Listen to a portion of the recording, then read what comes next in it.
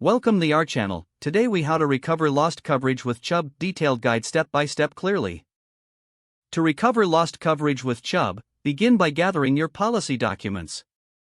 Locate your policy number and any relevant details.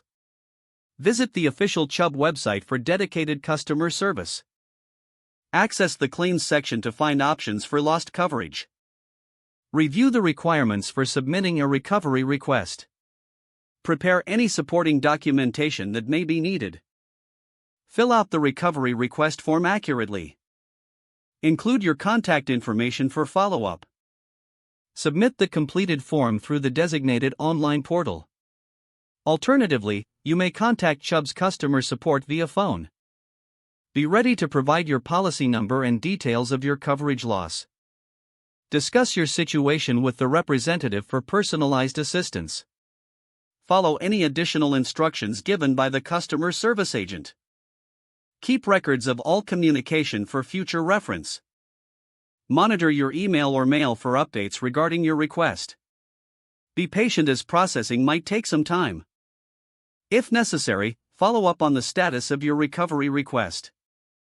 Once your request is approved, review the new coverage details carefully. Make sure to understand the terms and conditions of your reinstated coverage. Confirm that your payment options are clear to avoid future issues.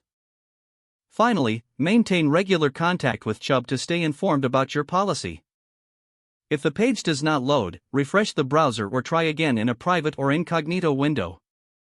Make sure you are using the correct email address, then retype it carefully to avoid small typos. If your password is not accepted, use the reset option and create a new strong password you can remember. Check your spam folder for verification or security emails, then complete any requested confirmation steps.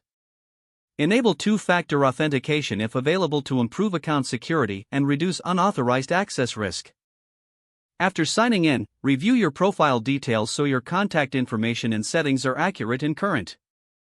If you see an error message, note it down and try again after restarting your device and internet connection.